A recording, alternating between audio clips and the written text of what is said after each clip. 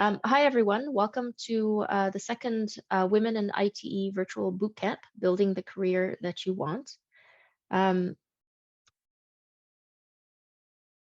name is Amy Jiang, and I'm the moderator for today. I'm based in Toronto, Canada, and I'm a principal at BA Group. So I'm really excited to welcome you all. And I'm really excited to welcome our featured speakers as well. I think this is going to be a really interesting and thought-provoking discussion, and I've been looking forward to this a lot. I'm going to start with some brief introductory remarks and also a quick participant poll to just help us gauge who's in our audience today. And then I will very quickly turn it over to our featured speakers. And at the end of our featured speakers, their brief presentations, we'll have time for interactive Q&A.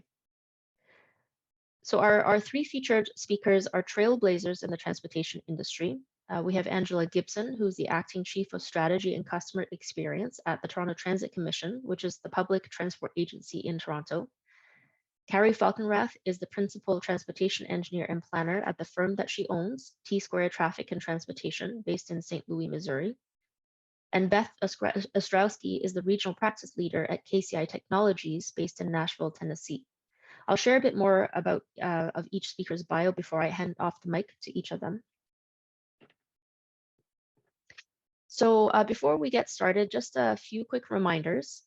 The audience microphones and cameras are turned off during the presentations themselves, and then you will be able to unmute yourself and also turn on your camera during the Q&A, and I encourage you to turn on your camera if you're comfortable doing so. If you have questions, you can send them via chat throughout the presentation, and I'll monitor the chat, so you can address questions to everyone if you want the question to be public, or if you just want it to come to me to ask at the end, you can address it to Amy Jiang as well. And at the end, I'll go over this as well when it's time for the Q&A. I just want to acknowledge and thank Stephen Bird, who is IT's Director of IT, who's running today's Zoom meeting behind the scenes. I also want to acknowledge the Women in IT Committee for hosting today's event. The Women in ITE is a standing committee that fosters gender inclusion among transportation professionals and the communities that we serve through testimony and research. The committee's goals are to make it easier to talk about gender inclusion and to find successes that can be replicated by ITE, by workplaces, and in designing infrastructure for communities. The committee also publishes a monthly blog on a variety of useful topics and organizes events, including this one, which is the second in a series of 4 bootcamp events this year. And I invite you to follow the blog for the latest information, including information on the upcoming events. Just for those who are interested in receiving a PDH credit certificate for your participation in today's webinar, there is a processing fee of $20 to get that certificate regardless of membership status. And today's webinar offers 1.5 PDH credits. The link is provided here, and I will also put it in the chat at the end of today's webinar, just so you have it. And the link will give you detailed instructions on how to purchase the credit and how to complete the evaluation to get the certificate in your IT Learning Hub account. So I just have 2 quick audience participation polls to help us gauge where we're all at. The first poll is, how many years have you worked in the transportation profession?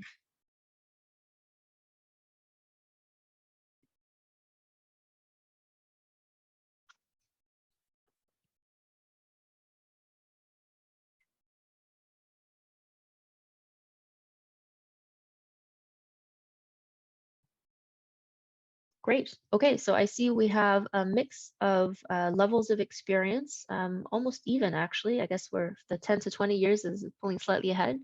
And we have a student and someone who does not currently work in the transportation profession. That's great. Awesome. Welcome, everyone.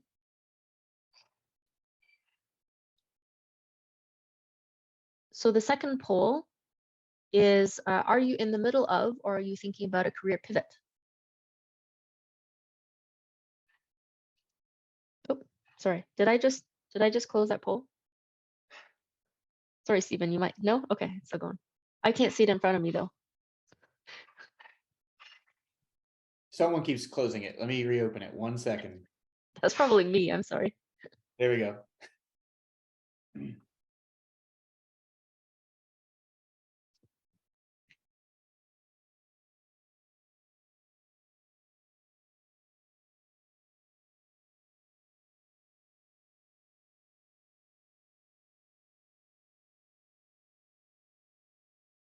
Okay, so we have about half no, about a third yes, and about another third maybe.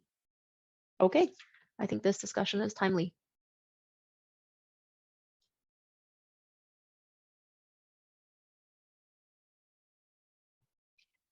So today's webinar's objectives are to learn from women trailblazers in the transportation industry, discuss some challenges that women may face in the transportation profession, and inspire women to build their careers in the transportation profession. So during the registration, you were all invited to share stories of your experience in the transportation industry if you were comfortable and if you wanted to share. So thank you to those who responded. I may share a few of the stories in the Q&A later if the topic arises. I just wanted to note, though, that all three of these themes and these objectives actually came up during the responses. So the importance of female role models and representation, the challenges that women can face, and women who are inspired by other women to enter the profession. So today's panel event focuses on how three trailblazing women in our profession built their careers to meet their goals at different stages of their lives. And I know we'll all take inspiration from their stories. And I look forward to our discussion at the end. So without further ado, I'll hand things off to the speakers. Our first speaker is Angela Gibson. Angela is the Acting Chief of Strategy and Customer Office of the Toronto Transit Commission, which is the third largest transit agency in North America with an annual ridership of over 500 million trips a year. Angela leads a challenging effort of integrating equity and inclusion in her diverse portfolio, which includes fair policy, digital connectivity, innovation, accessibility, and systems planning. Angela is a registered professional planner with over 20 years of experience focused on creating complete and connected communities through land use and transit planning. She has an impressive resume as a city builder. Before joining the TTC, Angela worked for various municipal governments, including York Region, Durham Region, and the town of Ajax, and also the private sector, all of them in Ontario, Canada. She is an alumnus of the University of Toronto's Urban Planning Program, where she established a scholarship named after her father for visible minorities in the urban planning field to help support diversity within the planning profession. Angela is a longtime member of ITE, and she served as the president of the ITE Toronto section. She's a mentor and a role model to many in our profession, and I welcome her today. So Angela, over to you. Thank you, Amy. And I don't have a presentation to share, but I wanted to kind of like maybe use this as an opportunity to say, if I could speak to my younger self and offer some lessons learned throughout my career, what would that be? And what would I share? And I think there's kind of three lessons, and it's come because of all of my experience that I've had in this profession, which I think is, I love transportation, and I think I have the dream job right now in transit and working for the TTC, because there are so much problems that you can solve, and I can use all of my experience to do this job.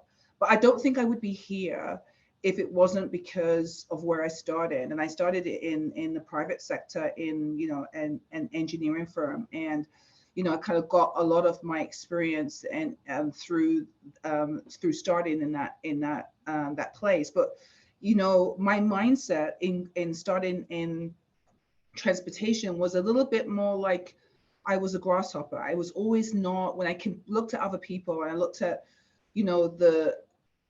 my boss at the time in engineering, he was just so smart. He knew all the answers. Could command a room, as it were, when you're kind of like presenting on the projects. And I thought, I'm never going to be like that.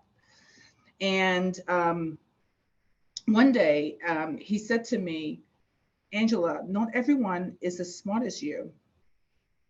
And when he said that, I didn't respond like out loud, but inside I was saying to myself, he obviously doesn't know I'm not that smart.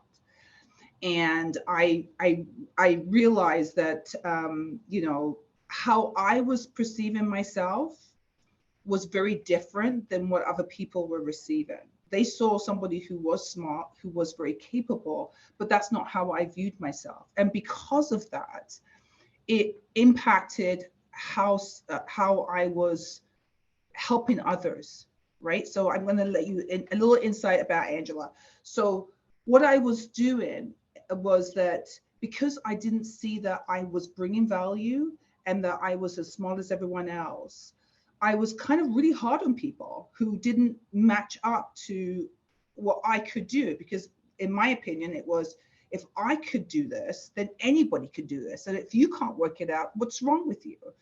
And imagine working in an environment with someone like that. It means that they're very difficult to please.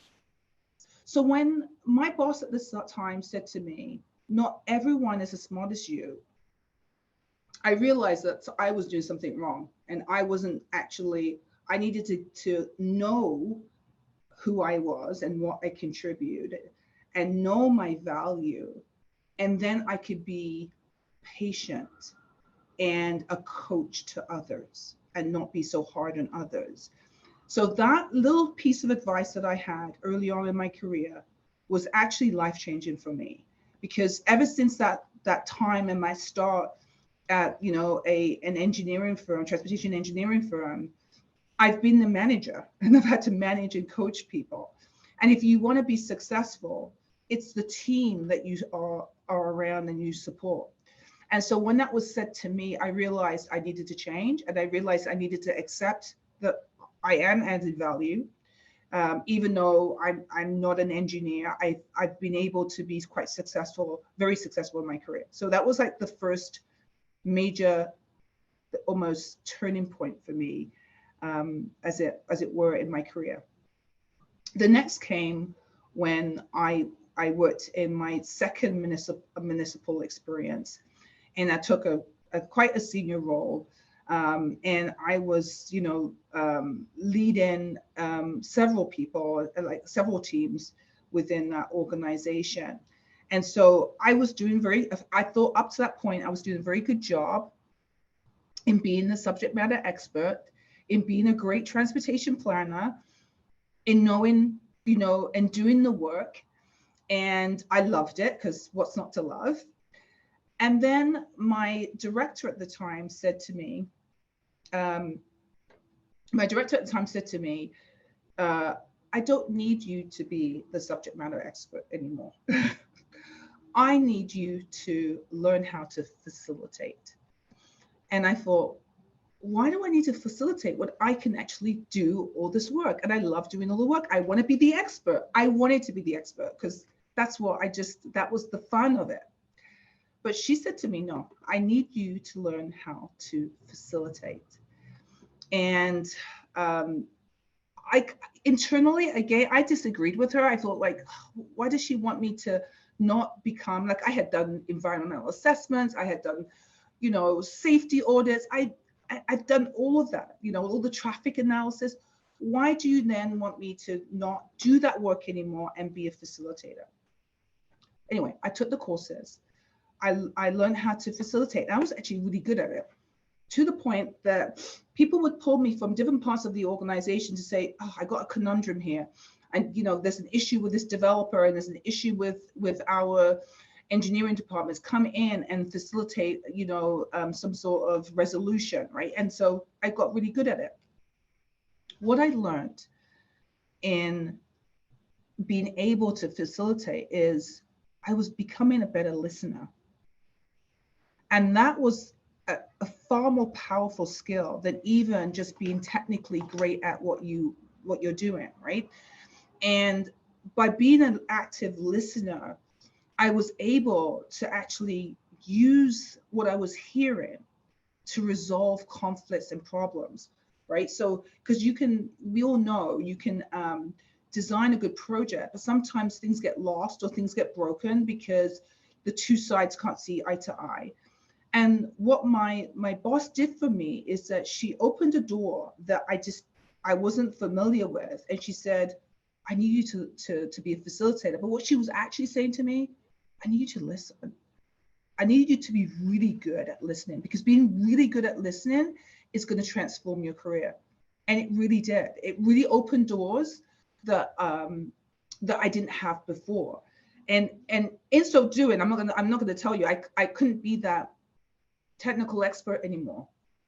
Right? I had to, rely on others to be really good at their job, which is also, I think, what makes you a really good manager and leader. Because now I can't, like, the stuff that I know from being a transportation planner is like 20, 15 years old right now, right? I don't know what synchro that people are on right now, right? But I've learned now to trust my team, to be able to ask really good questions because I've been a really good facilitator.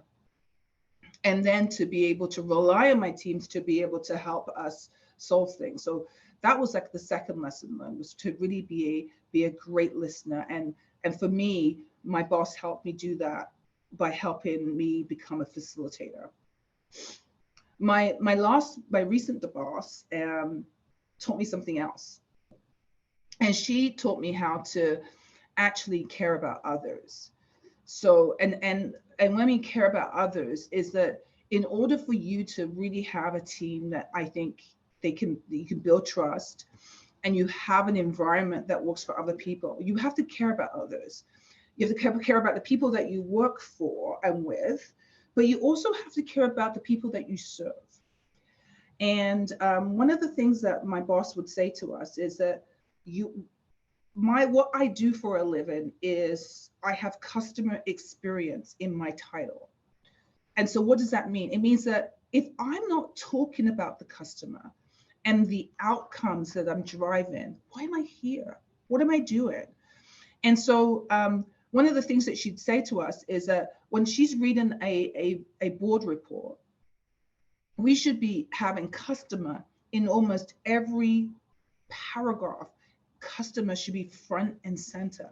And if it isn't, what are we doing? How can we drive those better outcomes? So when I mean we care about what other people are doing, it should be, what is the customer needing? What is their experience? How can we have better engagement with them? What are we doing differently so that we can add to the services that we deliver on as a transit agency? So it's really recognizing that we have to care about others, care about the people that we're working with, care about the customers that we're delivering on, to really be able to have a transformative team. And I saw one of the questions that popped up just now, like, why did I move? Why did I move from the private sector to the public sector? Well, I found that when I was working in the private sector, I loved the projects. I loved the diversity of the projects. I loved working for different companies and organizations. What I didn't like was that you worked really hard on initiatives, and then sometimes those initiatives went nowhere. And I wanted to find out, why didn't that go anywhere? Why was that project shelved? And I thought that I could do a better job inside the public sector by advocating for those projects and understanding how government works in order to make sure that I could get carriage of those projects. Sometimes that works and sometimes that didn't work. But I think the lessons that I just shared with you, like knowing who I am and knowing what value I bring by not seeing myself as small, and creating a respectful environment was one way for me to kind of build change. The second way was to actually be a great listener and actually find out the issues, which I was really able to do inside of government. And I think the third piece, which that's all the space that I deal with, it's really caring about others. And before you can care even about the customer, you have to care about your staff. And I don't mean, when I mean care, I don't mean just empathy and sympathy. I'm going to sit down and talk to you about your stuff. I mean accountability and following through and creating environments that people can thrive, and making sure that some of the things that weren't afforded to me earlier on in my career, that I can use my position to be able to make those things happen for everyone else. So hopefully that was just a little snapshot of, I think, what what I have, the lessons learned that I have through my career.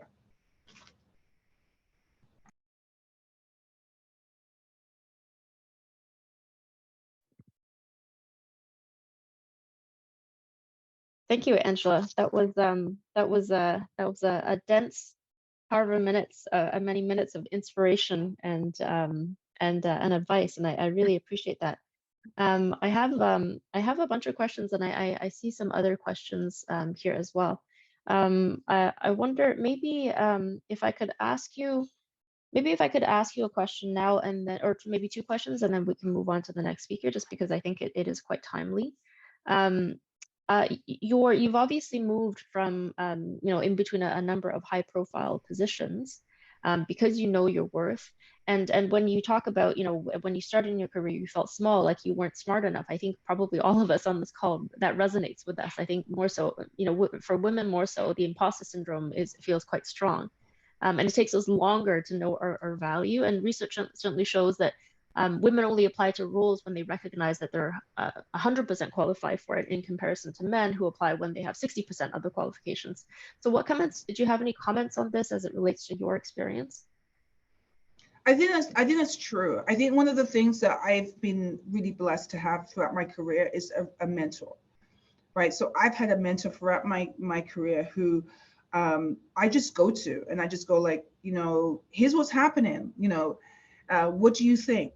Or I think I would like to be able to make a career move. Like so one of the the questions when I moved from one public sector job to another one, which was a very significant role that I was going into. And I actually had two offers. I had two different offers. And I said to my mentor, what do I do? Like, where should I go?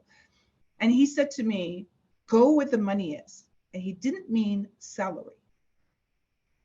He meant go where the money is. How much are they invested in their capital projects? How much money is there that they could spend to do stuff? Go where the money is so that you can have the most impact. So you're not having that experience where you're working on a strategy and then all of a sudden it doesn't go anywhere because it's unfunded. So he said, and so that's what I did. I went with the agency that had a lot of capital dollars so we could do lots of good stuff, and it was a great experience, right? So I've had that mentor where I don't have to always rely on my own opinion of myself, whether I can do it.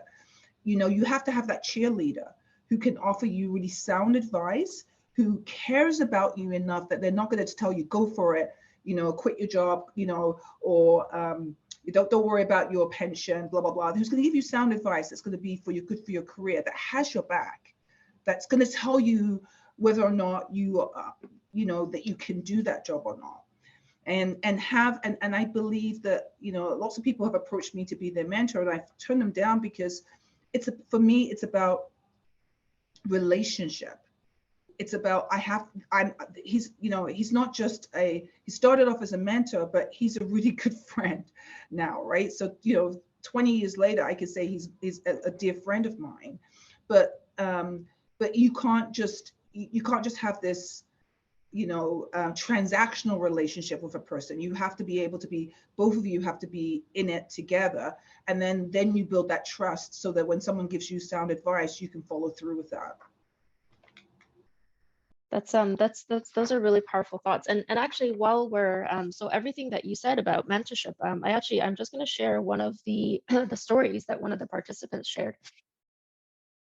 Excuse me, in the registration survey, and the response was, as a woman in a male-dominated industry, I've been blessed to have amazing mentors that have provided me with timely advice. And the advice includes: one, we're all capable of much more than we think we are, so push yourself. That was your first point. Two, there are plenty of mean people in the world, so be kind, even when they don't deserve it. I think that was your third point. The third is short-term goals can impede on long-term visions. Keep focus on the big picture and don't get tangled in the details of the monotony. And I think that was your point about follow the money, right? Where the big picture. Fourth is growth happens when we venture out of our comfort zones. And fifth is we have the potential and power to change lives. So let's not waste our opportunities. So whoever gave that anecdote, thank you for that. I think I will move on to our next speaker, and then we can come back to more questions at the end.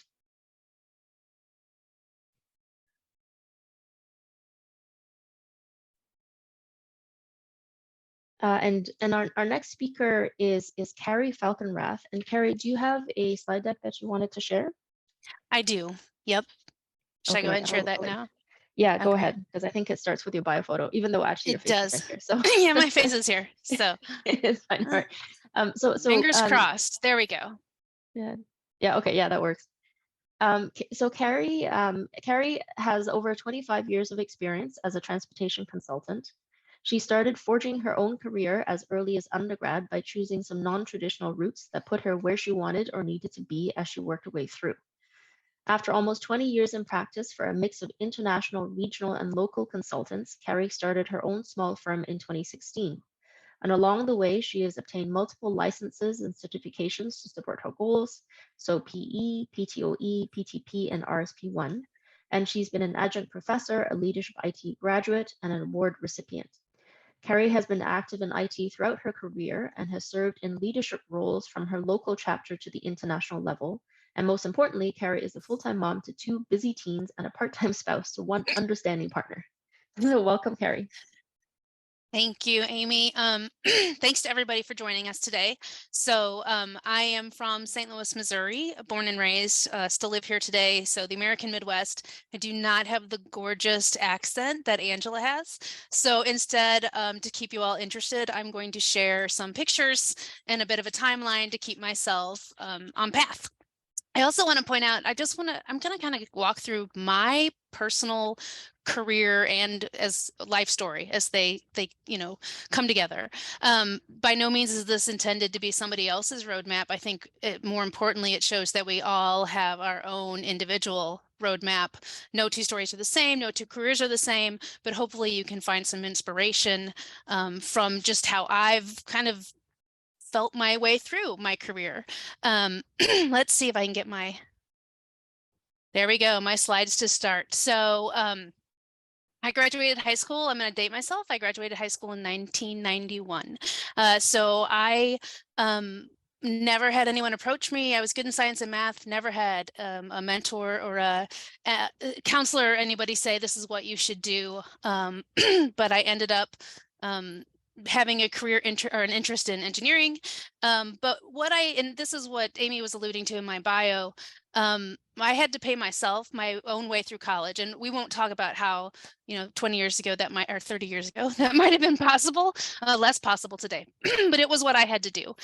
So one of the decisions I made early on was I took what was called the TAP program, and I did my first 2 years at a state college where I could get a full ride. I was also a dancer, and I could dance there on kind of a more formal dance team than the engineering school in my state. But I did that knowing, I was going to be somewhere for 2 years and then I was going to pick up and move. But for me, it was how I was going to make it through. It was what I needed to do right now. Fast forward, I end up, 2 years later, I'm at the University of Missouri-Rolla, which is now Missouri University of Science and Technology, for anyone who knows. And again, I kind of almost stumbled my way into an interview for a summer internship that resulted in an offer for a co-op program. And I did not even know what that was. But if you're not familiar with it, it was you study, you have a job for the semester, you take a semester off and you work instead. And so I took it. I worked for the Illinois Department of Transportation for a summer and fall, that next summer and fall after my very first year at UMR. And I don't know when or how I agreed to a second term, but I did. So that was two semesters off, but this helped me pay for school. It also helped me get job experience, which I needed, but it put me a year behind, and Missouri-Rolla was already a 5-year program. So 6 years later, I finally had my BSCE. The one good thing about that co-op, I shouldn't say one, it was a great experience. One of the best parts was that first summer on the job, I met another student who was there for a summer internship, and that is now my husband. So, and so I finally graduated in 1998. I had an interest in grad school, but at the time I had been in school for 6 years. I had luckily less debt than I could have had, but I still had a little bit of debt. So I wanted to start working. I wanted that roadway or that job experience. I took a job as a roadway engineer in transportation, which, was my area of interest. I had some interest in traffic, and but I went into roadway engineering. We got married in 1998. But before we even got married, I was 1 year into my job, and I thought, this isn't quite it for me. I don't love design. I don't love, back then we did hand calcs for everything. Hopefully not many of you are still doing those. I don't like hand calcs. I don't like redoing an alignment just because a radius got tightened or widened by, 6 degrees or whatever it might be. Luckily I had a super supportive spouse. And, honestly, and not even a spouse at that point. When I met him, he was in his grad program. So the stubborn person that I am, was like, I'm not going to let you be the only person in the house with a master's degree. So that's another thing I wanted to point out. I don't know. I definitely am not a 20-year plan kind of person. You'll notice as I go through this, at most I'll have a 5-year plan I'm working off of. But I'm also extremely stubborn, and I don't like being told that I can or can't do something, or that I'm not as good as someone else. So I ended up starting in fall. We got married in 98. In the summer of 99, we packed up and moved across the country to Seattle, Washington, where I could start a master's program. I did a PA, which was an amazing program that they had, where it was a professional assistant, where I worked during school. It was just like a research assistant, but I was working, reporting on my work and my experience, and then I could actually earn money to get myself through school. I finished that degree in 2000. Actually, it was a very, very busy year. There's the photo of graduation. I want to point out that photo is also remarkable because just about 3 weeks before that was taken, we lost my mother. So I was living in Seattle. My mom was in St. Louis, and it was a surprise loss. And although my husband and I loved Seattle, we both had brand new jobs. I skipped that part. I had just before graduation started a new job with a traffic and planning firm on the West Coast, more of a regional position or regional company. I was very excited about it, but I felt I needed to be back in St. Louis. I don't know if I needed to be, or I felt like my family needed me. Either way, I picked my husband back up and we moved back to St. Louis in 2001. I interviewed, I had this shiny new master's. I had an interest in traffic and planning, which is kind of the specialization of that degree. And after talking with just a handful of firms that had openings, I ended up back at my first employer, which was a great employer. But I was struggling originally to get out of roadway design and was having trouble doing that. So going back, I was a little nervous. Luckily for me, they had started doing traffic work in the Midwest. A little bit unluckily for me, and during my absence, they had hired a brand new grad who was also doing traffic now. And super smart guy, super friendly. We were good friends. We worked together great. But he was also very confident, very just loud, just a kind of a loud speaker. And what I eventually learned was that everything we were doing and figuring out and kind of building in St. Louis was all being attributed to him. And that was a big life lesson for me. So these people knew me first, right? I had worked there first. And it didn't matter. The shiny new thing that comes, the loudest person in the room, we've all heard that. The loudest person in the table gets the attention, or gets the floor. So that was a big eye opener for me, and a kind of a life lesson. In any case, I kept working. I was lucky that the company had kind of a flexible role or option. When our daughter was born, our first child was born in 2004. As any of you who have kids know, it's a life changer. Totally unprepared for it, no matter how much, well, we knew we would be unprepared. We just kind of jumped in, which is the story of my life. And we were correct. We were unprepared. But just like you always are when you have kids. So I shifted to part-time work, 3 days a week. but there was a lot of other things going on within the company. I was very lucky to work 3 days a week. Got to spend time, with an infant, raising our daughter. There was also things going on with the company. The company had been bought out by an international firm, actually not too long after I started the first time. And there had been a long transition. Our headquarters of the original firm was in St. Louis, so we were kind of the last to get kind of taken over. But this was another big kind of lesson for me, that I was in this office where all these people had known me for almost 10 years, and new managers were brought in who didn't know anyone. And nothing mattered. Nothing mattered but what was on paper. So I was skipped over, if not even completely not considered, for promotions, positions. At one point, a new manager had brought in and appointed and anointed, and there was some sexism there. My coworkers were told that there could be more traffic work if I did more with my hair and makeup. And that's a direct quote. So it wasn't the healthiest place. So I knew it was time to move on. So when there was a question earlier about why did you move on, this is why I moved on. And it's management, right? You can be the best firm in the world, but they say this time and time again. It's your individual management. So I hope I'm not going too slow here. I need to be watching the time. So I switched. This was position 4, employer 3. I was looking for another flexible firm, though. I really liked that. I really liked the big international firms because I felt there was a security net there. If you weren't busy in St. Louis, they're usually busy somewhere else. You could share work, a little bit of opportunity for travel. So we went to another large international firm. I hate to say that one was I found out right as I started that there had been one opening for traffic, and there were 2 people hired by 2 different managers, and I was hired by the least senior of the 2. So it wasn't but months where I realized this is not going to work out well for me. But I made the best of that, and I got involved in the project I could, took the opportunity.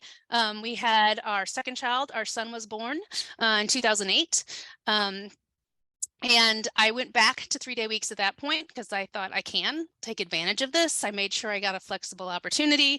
And with our son, although he was adorable, as I said in the slides, he was not well. This is a picture of him on his first birthday. He was very sick. He was sick a lot. He was sick, often high fevers, and nobody could figure out, what was wrong. He was born with an infection that took 4 months to identify or diagnose. I mean, it was just issue after issue. So I'm still trying to grow my career. I'm in a position that I know I need to change. I'm also trying to grow and support my family. I know this is a position so many of us are in. So in 2010, I had been looking, and I took my time to find my next role. I went with a smaller, very local traffic firm. Great projects, great work, people I had known through the industry for years and years and years. And gave me kind of that opportunity, made sure I could get that flexibility, but stay a little closer to home and do maybe some more involved projects and take on a bigger role. So smaller company, I had the opportunity to take on a bigger role and be, more responsibility and maybe a little more, for lack of a better word, important to the firm itself. So I started in 2010. Meanwhile, I still have 2 kids that I'm raising. I know I'm going to talk a lot about my son, but I have a daughter. And I know I grew up as a girl in the world, and elementary school and middle school and tween and teen, and it's not always easy. So I wanted to be there for both my kids as much as possible. In 2014, we finally had a diagnosis for our son. I'm going to keep up with this side story because if it were me on the other end, I'd want to hear the resolution to that. He has autoimmune encephalitis, which is basically an autoimmune disease where your body attacks your brain. And then later we also find out he had an immunodeficiency. So it's bad when your autoimmune system attacks your body. And it's even worse when the immune system just is not functioning to begin with. So we started treatment. This is a picture of him. He would get IV infusions that were 2 days long once a month. He did that for about 2.5 years. So again, as I mentioned, he's sick a lot. He's home. Oh, by this point, I didn't say this. He's in school, but he's home a lot. He's missing a lot of days of school. I have to take off. I have to be home. There's lots of doctor visits while we try to figure out what's going on. I have this new role and I'm really trying to make the most of it. So long story short, I worked a lot of nights during this time, juggling. And I know that's nothing unique to me. In 2014, this is important to the story. I was really lucky to participate in Leadership ITE within ITE. If anybody ever wants to know more about that, I've stayed involved with that program even as an alumni. I am so happy to give you more information. It really did turn out to make a big difference for me. I didn't necessarily realize it at the time, but I'll talk about a little bit in hindsight how it did. In late 2015, so I really was actually doing well with my company, really was taking on more leadership roles, marketing, project management, you name it. I felt important to the management, engaged with management. Multiple times there had been, someday there might be more opportunities for another partner, something like that. In 2015, we did have a partner leave. I got a little excited, probably preemptively. I was eventually offered a junior partnership along with 7 others, which didn't exist in the company. And what frustrated me about that was we had 5 partners. They were all men. 1 left. The 3 most senior and engaged and responsibility people within the firm were 3 women, all of us about the same age as myself. And rather than choose a woman to make one of the new 5 partners, leadership, the remaining 4 partners decided they would they would take that 1 role and split it into 8 with 3 women and 5 young men. And it was frustrating for me. I'm sure they didn't see it from that perspective, but I did. Not only that, I asked a lot of questions about what does junior partnership mean? And in the end, what I discovered was it was a silent partnership that I was buying into. Which also, like I said, I'm stubborn. Nobody gets my money and I don't get to say anything about it. I don't have a lot of money to give up. So, after that, I started realizing, without this growth potential and looking at the managers that I have who were all just about my age, maybe a little older, that was part of the junior partnership. You can be one of the next partners. And I thought, well, when you all retire, I want to be retired. You're only a couple years older than me. So I started thinking, what's next? Again, here I am again. What's next? Again, I don't have a 20-year plan. I never have. It's just what's next? What makes the most sense for me? Where do I need to pivot to make myself happy, to keep my career growing? So meanwhile, my son is still in treatment. My daughter is at this point a tween in middle school. I'm wanting to be there for my kids as much as possible. This picture is worse than it looks. This was a sleep study he had done. So he has monitors all over him so that he could be recorded during his sleep. But he has a good attitude. I just got to say that. So while I'm kind of pondering what comes next, I had the idea that a traffic DBE was a perfect place for a DBE niche, right? So it's work that's already kind of standalone. But I had thought about it in the past and I had thought, oh my gosh, that's more than I ever thought or more than I ever wanted, definitely out of my career, more than I think I can take on alone. I wouldn't even know where and how to begin. And I wouldn't want to do it alone. But here I was now. And I think with Leadership ITE kind of subconsciously in there, I had seen myself through a different lens and kind of realized my strengths, or was forced to realize my strengths through that program. And that the idea just kept growing. I could have more responsibility and more flexibility. Like basically, when we were kids, they told us women can have it all, and we can debate all day about whether or not that's even possible. But I thought this might be as close as I can get. So, long story short, oh my gosh, I think I skipped a page. No, I didn't. I just didn't put it in writing. So I was thinking about it and thinking about it. In April of that 2016, my company ended up throwing me under a bus on a project. So I throw this in there because if you're a manager, just be very aware how you treat your employees. I know management had their reasons, and something had to be done. I got thrown under a bus, and the next day I started filing all the paperwork to start my own company. I was like, this is definitely a sign. So filed all my paperwork. My last day with that firm was July 18th. It was actually supposed to be August 1st. This is my other anecdote. I'll try to cut this story out, but my company, and it's partially my fault, but I try, there was just a couple people who knew that I was working to start my own firm. My goal has always been to be a DBE and to sub and work for other firms. It got back to my company management and they fired me on a Friday. They sent me home. I talked them into letting me work through the weekend so that I could get projects to a point where they could be transitioned. So this July 18th is a Monday. So I drove home with the rest of my stuff on a Monday and thought, oh my gosh, I'm 2 weeks ahead of really where I meant to be. Where do I go next? And as I was always pulling into my garage, my phone rang and it was someone asking me, one of the 2 or 3 people who knew that I was going to do this, asking me if I was ready. They had a project for me. So again, I don't believe necessarily in, divine intervention, but it worked out. And I think in hindsight, it does work out, right? And you can make it work out. So these are my life lessons. One of the things my husband said to me as I was debating this whole idea about the DBE is nothing, this is what made, and in the end, this is what made the difference. Nothing is permanent.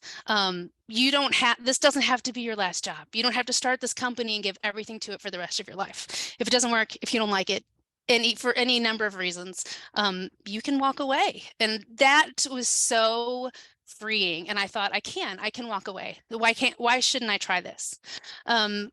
Sometimes you choose the path, sometimes it chooses you. This has been, I think, my story. Hope you can see that. I never wanted to own a company ever. Now I can't imagine not owning a company. I love it so much. But I always just make the choice that I needed to make then. Like I said, I never seem to look out more than 5 years. I'm not saying that's perfect for everyone by any means. I know lots of people who have a 20-year plan and are amazing with them. But for me, I've just always kind of pivoted, like this has been great. And now where do I take it next? Find a sounding board. So a lot of people talk about mentors. This is kind of could be your mentor. I've never had a mentor and because I've never really connected with that concept, to be honest. I have a gut and I really rely on my gut and not everybody does. I also have a great partner. But I will say that from a mentor or a partner or a gut, sometimes just saying it out loud is really all you need to do. Like once you lay out your thoughts in an organized manner to explain them to somebody else, you've just explained to yourself your thought process. This is what I tell, and the next one is what I tell my students all the time. If you don't like what you're doing or just think you might like doing something else, figure out what that may be, or figure out what you think it may be, and then identify a path to get you there. So, my grad school was a path to get me into traffic. And, all those certifications that I've gotten have been a path to get me more into project management or more responsibility or where I thought I wanted to go next. Sometimes it's a small step, a baby step, leadership ITE. Sometimes it's a big step, it's a job change. I wouldn't recommend to wake up one morning and quit your job. I know that's worked out for some people. But if you identify the path, you just start taking those baby steps to get there. You can figure out as you go. You really can. We want to think that we can't, but we're all very capable people, right? We've made it through grad school and we've made it, or through college, and we've made it this far. It's okay to assume that you can figure it out as you go. Just like Amy said earlier, women don't want to apply for something unless they meet 100% of the requirements.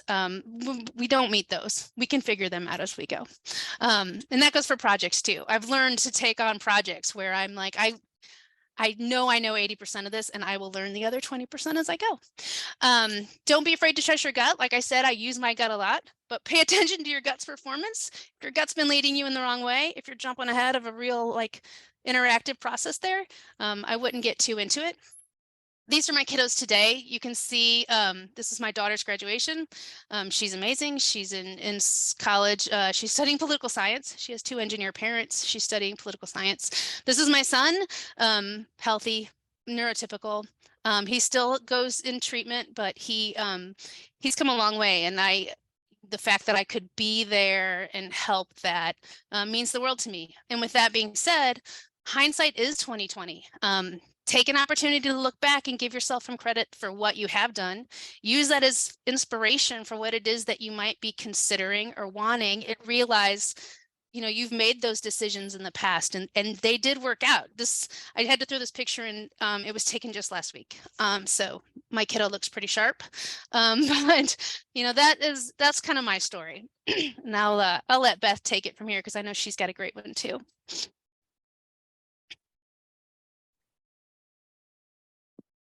Thank you, Carrie, for that story. I think our the latest commenter in the chat said it best. Thank you for sharing your story, so relatable and insightful.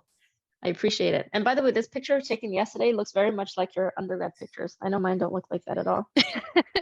I paid for hair straightening a few times recently, and it kind of pays off. Mental note taken. I love it. I do have questions for you, but actually I'm wondering, just recognizing the time, but also the question that I have for you is probably something that's applicable to all three speakers. So maybe I'll just wait till the end. And I know we have a couple of questions in the chat as well, and maybe we'll just hold that till the end. So maybe I'll turn the mic over to Beth. So Beth, if you wanted to share your slide deck. Yes.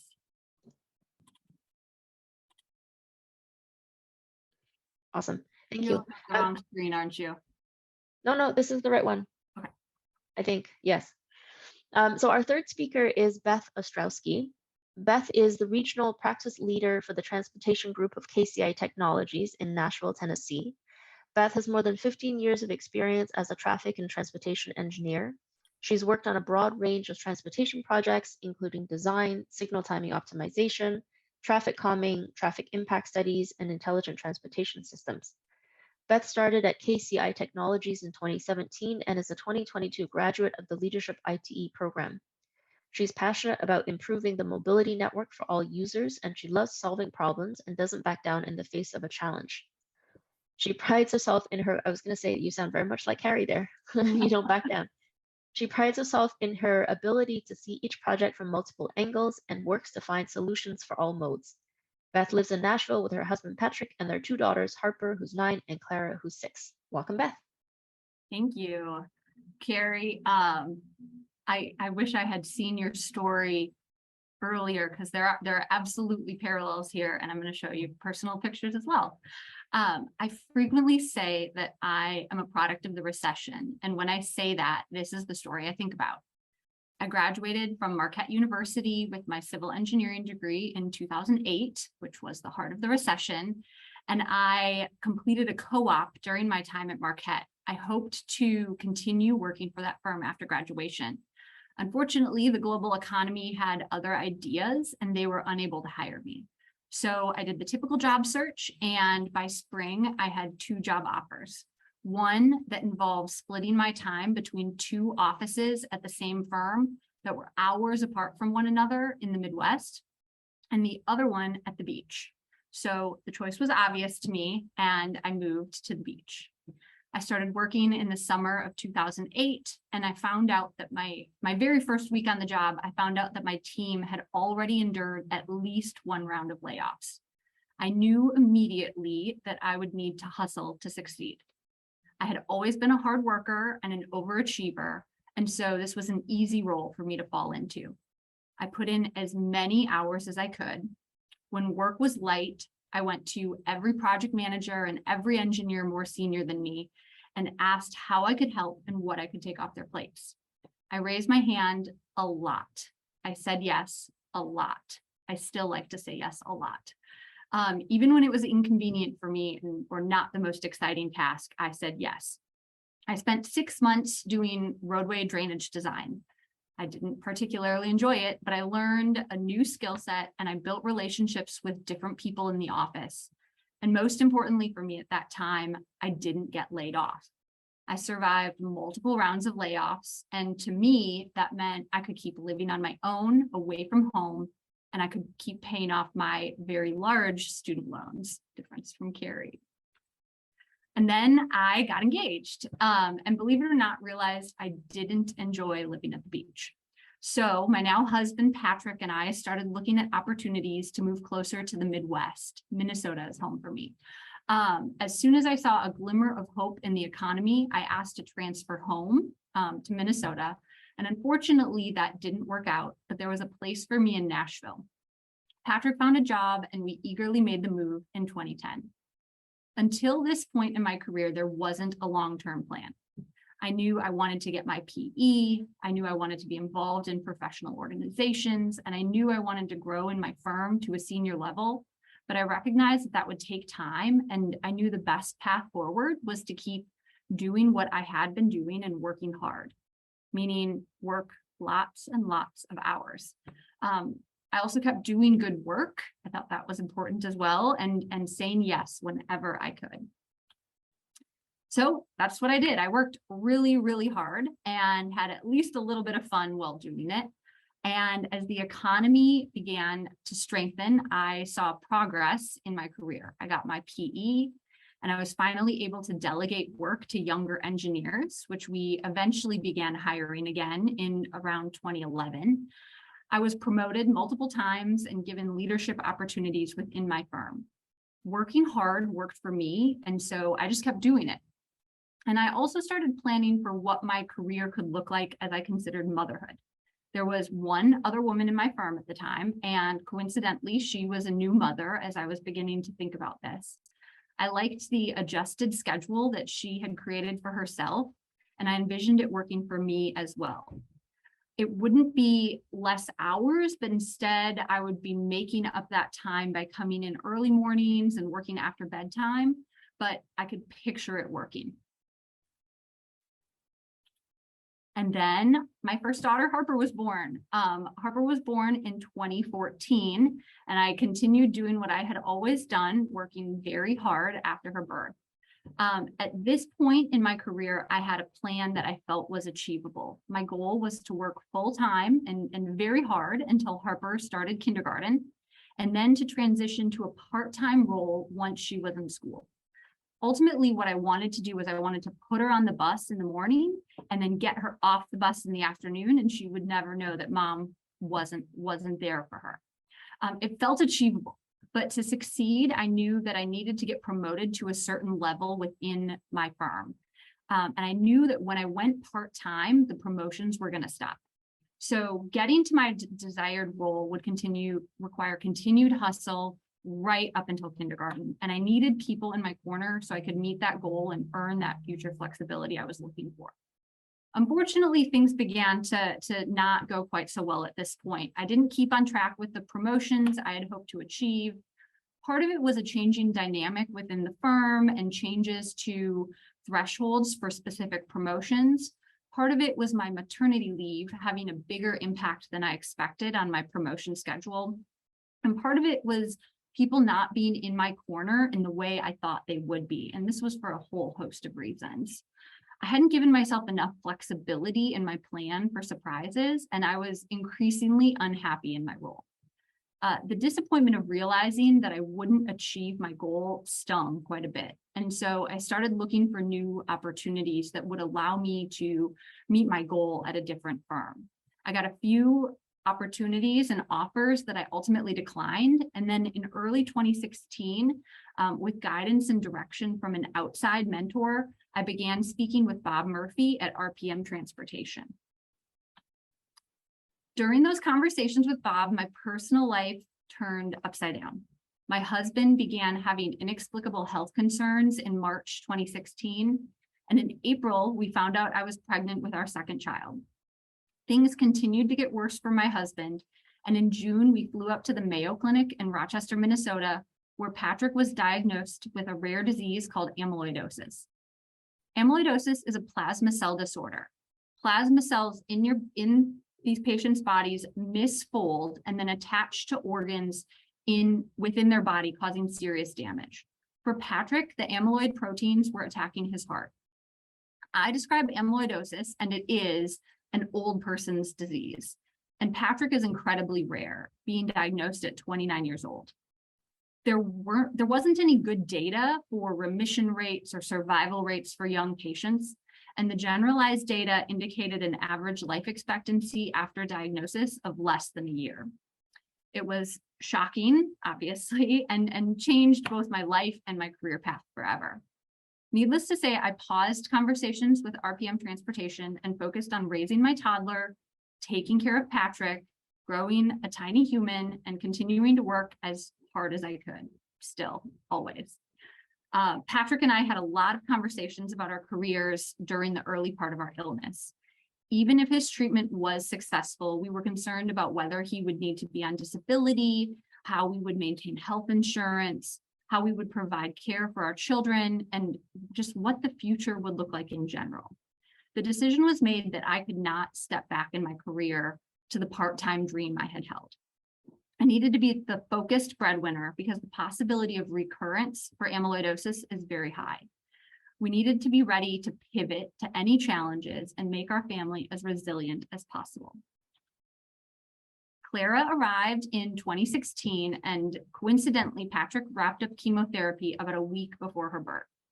He was still on a clinical trial, but in general, life stabilized after Clara was born. I began to talk to Bob again during my maternity leave. RPM had sold to KCI Technologies in 2016, but the opportunities he presented to me remained the same. I was unapologetically me during my conversations with Bob following Clara's birth. I asked for exactly what I wanted, and I told Bob I had the drive to be successful. I knew Bob was close to retirement, and I made it very clear that I hoped to follow in his footsteps. It was kind of a bold move. I also made the very bold decision to bring 2-month-old Clara to kind of my final interview with him. My family had to come first. It wasn't a choice for me anymore, and I was willing to show it. Luckily, Clara napped the entire meeting, and I started with KCI as my maternity leave wrapped in the spring of 2017. The new job with KCI provided just what I needed: the opportunity for flexibility while also working as hard as I was able to, the opportunity to spend more time with my kids and with my husband, the opportunity for advancement that matched my drive and ambition. I was still hustling, but it looked different, and my long-term success felt achievable again. I sometimes feel like I'm Ross Geller squeezing a couch up the stairs, but life keeps throwing curveballs, and my family continues to pivot in their wake. In 2018, we found out that Patrick's clinical trial was canceled.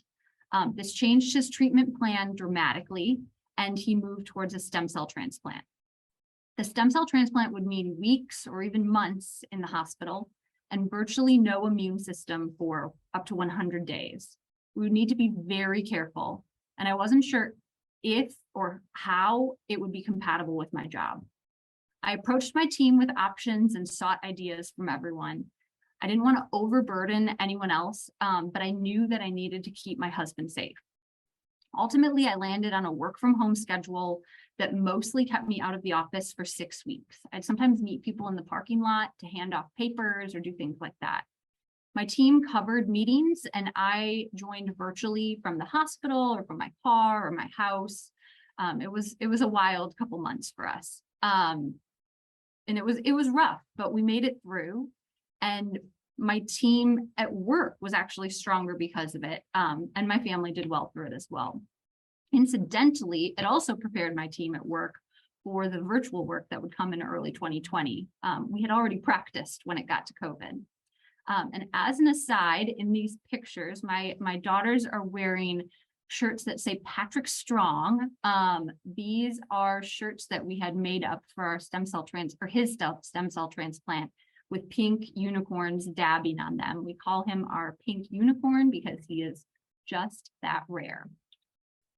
So what happened next? Well, first, my husband's doing great. He's doing fantastic. He's been in remission for 4.5 years. He's done triathlons and other races since his stem cell transplant. This is after his first triathlon. Forgive him for his beard in this picture.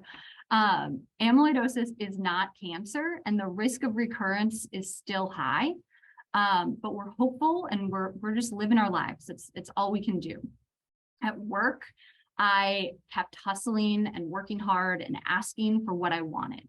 I've been promoted twice since Patrick's stem cell transplant, first to practice leader and then to regional practice leader as Bob retired in 2021.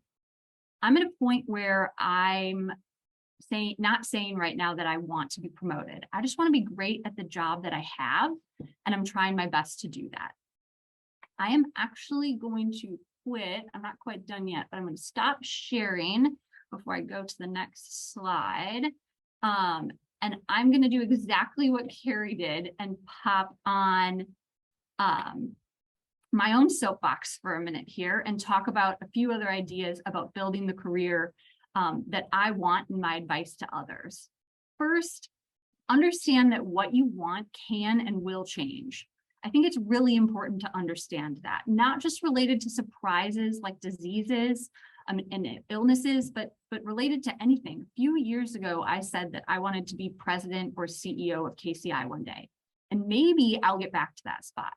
But I'm realizing right now that I like the level where I'm at and that I can directly impact my team. I can grow young engineers on a personal level and cheerlead other people's successes. I never want to see people as numbers on a spreadsheet or as anything other than the multifaceted human beings that they are. Also, I break some stereotypical rules regarding communication and what I share with others. A lot of people will advise you that you don't need to share while you're, whether you're off or you're out or you're leaving early, whatever it is. I do just the opposite. I share everything, whether I'm taking a kid to the dentist or I'm going to an appointment, having lunch with my third grader, which I did on Monday, or something else. I share it because life is messy and challenging, and it doesn't always fit properly outside of the box that we define as work time. I like to show that I mix work time with lifetime, and I still work hard, and I still serve my clients and my community well. And you don't need to hide work time from lifetime. You can be successful while you're honoring both. Pivoting to mentors, and we've talked about this a few times now, my advice is to find as many as you can. You need more than one person in your corner, especially if you're hoping to grow your career. You need mentors that are men and mentors that are women, mentors that are just a step or two ahead of you in your career, and then mentors that are more senior in roles that you aspire to someday. You need at least one mentor that understands your personal situation or is an ally of your personal situation. Sometimes those mentors are outside of your firm or agency. And just like Angela said earlier, relationships with those mentors are really important. So while you can go ask someone, and I encourage you to go ask someone, make sure it's someone that you have a real connection with, and you're going to both see value in that relationship. And then once you have those mentors, you need to be comfortable sharing with those mentors and your supervisors what you want out of your career. Share what you want boldly. Ask for what you want. Be unapologetically you, because all you can be is you. Ask to go to that training or to that meeting or that professional organization event. Ask to PM the next project or to have a client transitioned to you. Sometimes you'll hear no, but eventually that no will become a yes. The bottom line is that you're uniquely qualified to be in the position you're in. And even if you don't feel that confidence, fake it a little bit. Find that confidence, that's the little string of confidence inside of you, and use that, trust your gut on that. And then finally, don't be afraid to share when what you want to do is less. We cannot go full speed all the time. I really wish I had recognized this in 2016 when I was working so hard while my life was in chaos. I wish somebody had told me to stop and take a breath and that work wasn't that important. Take breaks and recognize that life and career progression are both not linear. I realized after Patrick got sick that everybody has something. This is true today. We all have challenges. And we need to be a little more gentle with ourselves sometimes and recognize that we need to slow down or take a break. Our careers are marathons and not sprints. Thank you.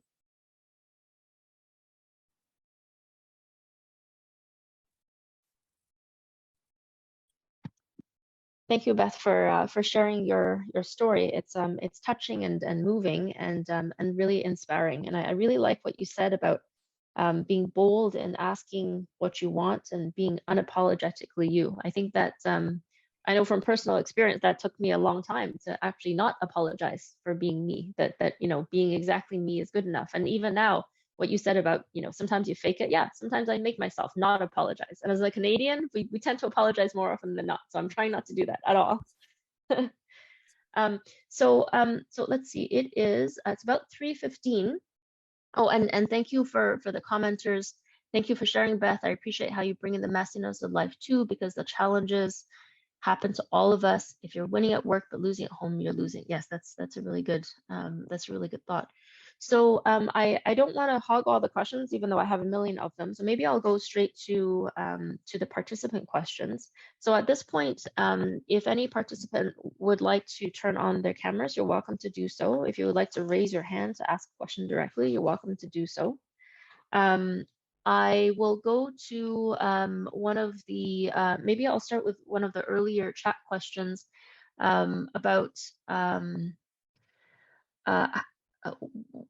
I guess this is, what courses did you leverage to learn to facilitate? I think this was a question for Angela when you were talking about how to become a good facilitator and a great listener. I think you mentioned a course.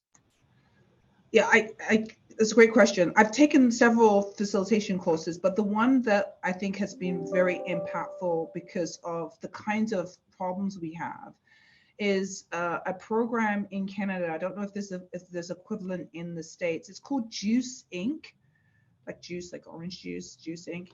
And what they do is they give you a lot, so they have their own bespoke tools that really help kind of get to the root cause of issues and help you build on getting solution. So that's what I did, and I have my own little suitcase of tricks that I can pull out. Unfortunately, I don't get to do that as much being acting chief at the role that I am right now, but that was quite transformative for me because of the projects and the challenges that we have in this type of career. Thank you.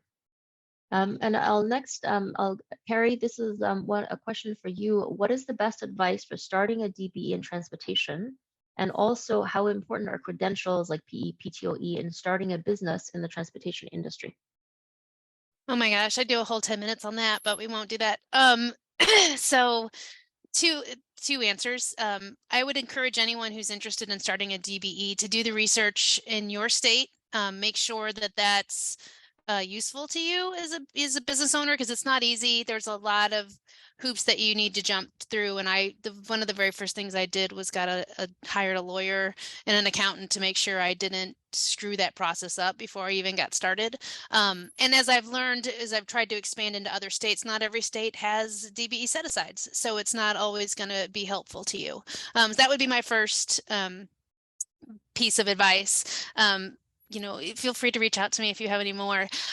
Also, for me, credentials have been important. They really are recognized here in St. Louis, the Missouri area, and especially as I actually got them about every 7 years. At some point, I mapped it out moving through. I got the PE, and then, it was about every 7 years. 3 years later, the PTOE, and then 3 years later, or 7 years later, PTP, 7 years later, RSP.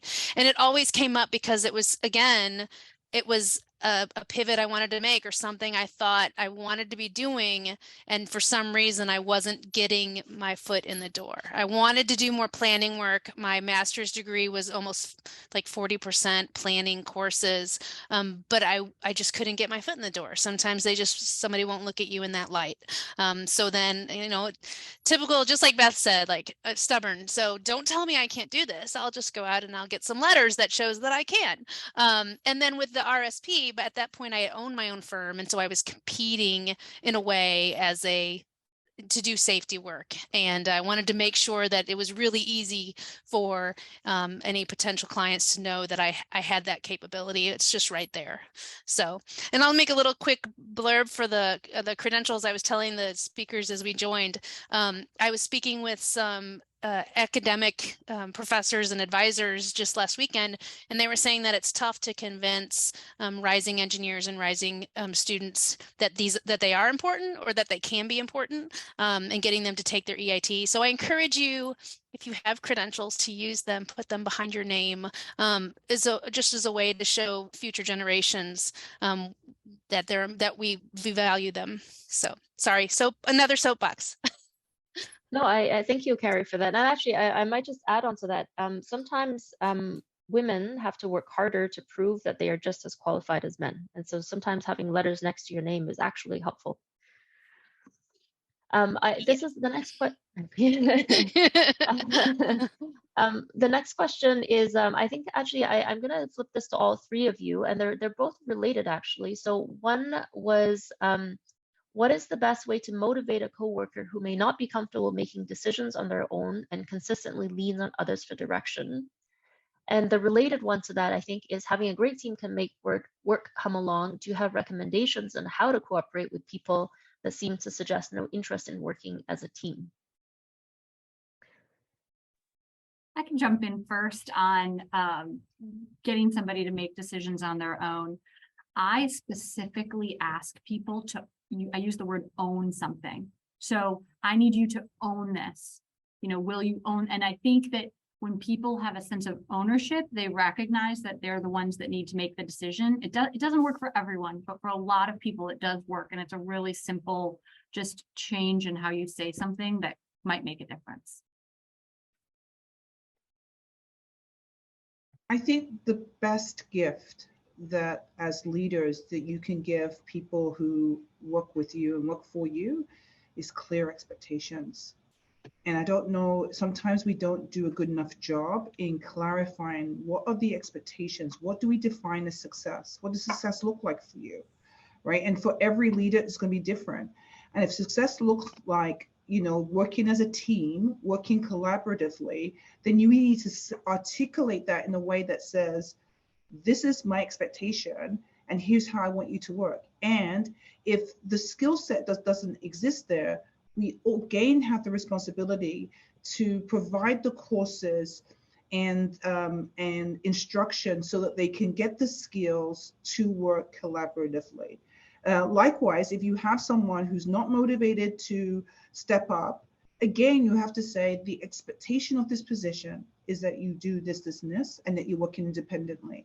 And if they don't feel confident, what can I do to ensure that they have that skill? Like, don't just say it. It is, because you could say something and someone goes, I don't know how to do that. Then, okay, what courses, what kind of coaching can we put in place to give that person the confidence and the skills to do that?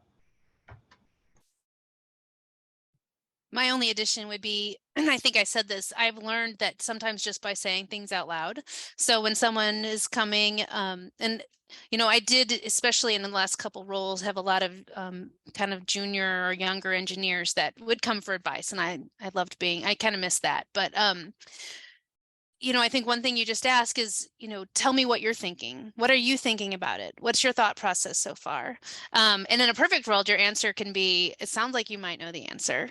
And let them, you know, even if they think they don't, let them find it. And if they keep pushing, then say, you know, I'm not you, and just, but I would do this. And maybe it's just hearing you are able to make that determination for yourself that will kind of help them kind of make that determination for themselves. But if they keep coming to you, I would keep going with the, well, what are you thinking?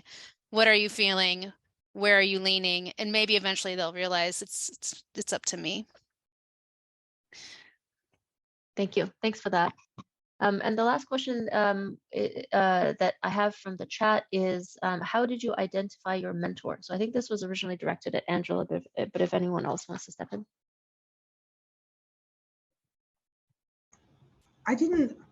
It started as, I think my mentor found me and put me under his wing, as it were. And that's how it's, the relationship has evolved. But, you know, I think, you know, as was shared with today, you don't just have, I have one solid mentor, but you have advisors, you have sponsors, right? So every organization, so my mentor is not part of my organization, but in every place I've worked, I've had sponsors who can speak for me when I'm not in the room. And that kind of person you kind of seek out, and you say, okay, I need to be able to, how can I ensure that here's what I want to, where I want to go into this organization, and then speak with them and then ask them for their help. And the reason why I'm here in this position today was because my former boss was that sponsor for me. And because the sponsor is like, when there's opportunities, inside an organization. I did not do leadership ITE, but I did leadership after, which I found very helpful because I'm in public transit. And that was how I got on that table, was because my boss was able to sponsor me and speak for me, so that I could get that recognition and get that support to participate in that program. So it is, it's not just mentors, it's advisors and it's sponsors. Thank you. Thanks for that. So we have a few minutes left. I have one question for all of you, and this is something that is sort of been percolating on my mind for as long as I've been a woman in this in this profession. Hearing Carrie and Beth, you both talked about your experiences of sexism in various workplaces. Sometimes they're overt, sometimes they're microaggressions, sometimes it's being passed over for promotions or being promoted with a bunch of junior men to one partnership amongst 8 people. So what strategies, and maybe this is a one-line response to everyone if you can, what strategies did you adopt or adapt, if any, to deal with the sexism or confront it? And actually I'm going to start this because this is I'm a partner in my firm, and there's only one woman, and I have 10 male partners. So it's always on my mind, how do I make this better for other women in this profession and in this organization? And so I've decided that I'm going to work on building better allies amongst the men. They need to be educated because it doesn't occur to them, but sometimes that it's sexism. Well, there's also that too, but separate issue. But it doesn't, because they never have to experience it. And so unless you call it out to them unless they hear you, they just don't know. So I'll pass it on to you. I'll throw a quick anecdote in. I do the same thing, Amy. I really, and it's a little disappointing to me to hear, because Beth is quite a bit younger than me, and still has, faced her fair share of sexism. One of the things I do try to call it out too. I do try to build allies. I have learned that, it's hard for men to recognize what you're trying to tell them. And then sometimes there's a little bit of defensiveness there that, in some way you're telling them they're not good at something. And I've learned that if I hit that wall enough times, it's not my job to convert everyone, and I just need to move on. But one thing I did point out to he was a partner, not much older than myself, but I think it was an evening public meeting, and I was asked with very little, warning to show up that night for a public meeting. And I said, I tried just like Beth. I when you said I say yes, that is me. I say yes to way too much even. But I say yes. And so it was very hard for me not to say yes, but for whatever reason, I had some conflict with my family that night. And he said, I just can't. And I was explaining to him, and he's like, I don't understand why. And I finally looked at him, I said, do you know how, like at night when your kids need to be picked up and someone needs to make dinner and someone needs to do this, and you can go to public meetings because your wife takes care of that for you? And he's like, yeah. And I said, I'm the wife. Like, I'm taking care of that. So, I can't be both people. And I saw a light bulb, and then I don't think it stayed on very long, but it's just trying to find a way to make it clear. But I do want to say, you're not going to reach everybody, and don't beat your head against the wall. Yeah, that's a really good point, Carrie. And I think the microaggressions can be hard to identify in the moment sometimes. Sometimes they're obvious and sometimes they're not. And I try to make a point to stand up for myself, which can be difficult to do sometimes, but then to also stand up for others. And sometimes it's in the moment because you see it and you can call it out right away, but it's also okay if you realize later that that wasn't okay. You know, it's just not sitting right with you, and to go have that conversation after the fact. And Carrie, you're exactly right that you can't change everyone's thoughts and behaviors, but if we can just move the needle a little bit, it helps. And early in my career, this is a little bit of an aside, but I think it's worth it. Early in my career, I heard a lot from men, statements like, well, I don't have lunch with a woman one-on-one, or I don't, you know, I can't do this with a woman one-on-one. And it was really troubling to me, and in multiple states. You know, this wasn't just like a one location thing. And it really, through my head, was like, well, how am I supposed to build these relationships and make this advancement if I don't get those opportunities? And I am an adult with self-control. Like, who do you think you are? And I really just continued to push for, you know, lunch or breakfast or coffee with mentors or whoever, or clients. And I just continued to make the asks. And, you know, now I never get told that I don't get the lunch meeting or whatever, because I've proven that those meetings are valuable, you know, and it just, all of it takes time. There's not an easy answer to this. Maybe just quickly, what I found more challenging right now is, now that I'm at the table and at these tables, can I bring a different perspective that others may not have always considered? Can I tell you my experience when traveling on transit, and what I think about, the safety issues that I think about, the things that as we're designing these systems that don't get spoken about. So, and I've been shushed up in meetings where they say, we know what's needed, and I'm like, hey, I'm the only woman, or one of two women at this table. My perspective matters, right? So I think that's the next, I think, area that we need to conquer, is the ability to be able to say, yeah, I'm at the table, but I'm not a neutral person at the table. I'm a Black woman at the table. I've had a lived experience that is X amount of years.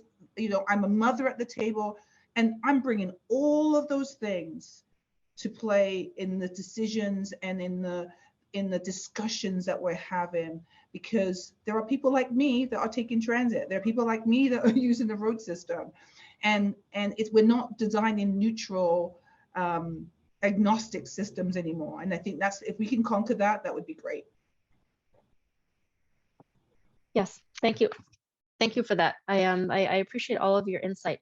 It is, I wish we could stay on for a couple more hours and hear more from you and from all the participants in this webinar. Unfortunately, we can't.